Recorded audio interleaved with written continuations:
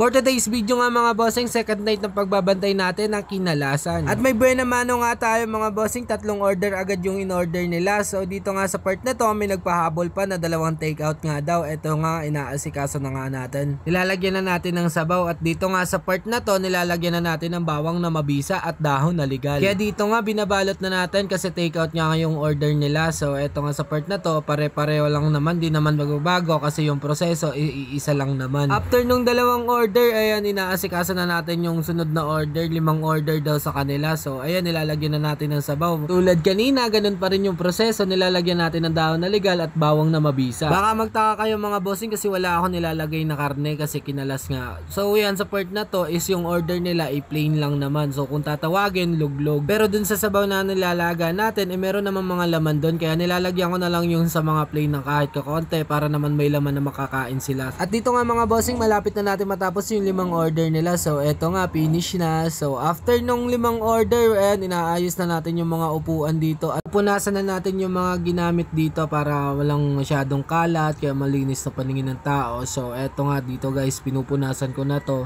Fast forward ko na nga mga bossing para naman mas mabilis. Parang nakakainip yung video ko, no, walang thrill, kaya lagyan natin ng thrill to. So ayan nga mga bossing, pinupunasan natin dahil pasikat tayo, boy. Ang bilis mo naman magpunas, boy, baka mabasag yan. Okay nga guys, dito nga sa part na to, dito na tayo sa labas, naglilinis tayo ng kapaligiran. Buong barangay na kaya linisan mo, boy. Total pasikat ka naman eh. Yan, sobrang sipa nga natin dyan kasi may camera.